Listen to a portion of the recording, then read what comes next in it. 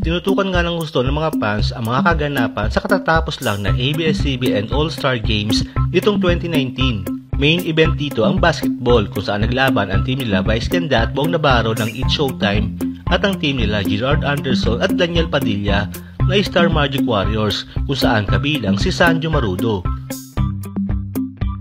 Sa laro hindi may iwas sa magkapisikalan. Si Sanjo Marudo natamaan ng eruption sa muka malapit sa mata. Agad din naman nabigyan ng first aid at naisugod agad sa ospital si Sanjo upang bigyan ng kaukulang atensyon. Sa Instagram, isinare ni Sanjo ang kanyang injury. Malayo sa bituka, sabi ni Sanjo, sabay congratulate sa kanyang team. Agad naman nagsorry si Vice Ganda at pinasalamatan si Sanjo sa pagiging good sports nito.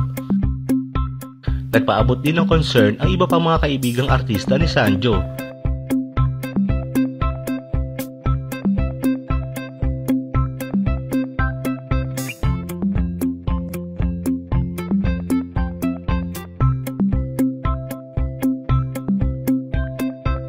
Samantala, hindi lang basta dibdiban, nagkaroon din ng kulitan sa All-Star Games nitong taon.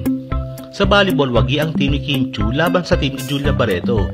Sa sobrang saya ni Kim Chiu, napalundag pa ito sabay yakap sa kanyang boyfriend na si Sian Lim. Sa basketball, si Gerard Anderson ang tinanghalang MVP, pero mas pinag-usapan ang pareho nilang jersey number ni Julia Barreto.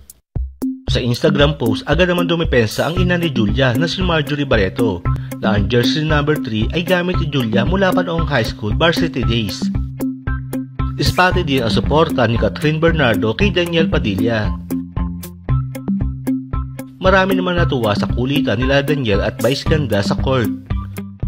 Kinaaluan din ng husto ng hubara si Ryan Bang ng jersey ng kanyang teammates.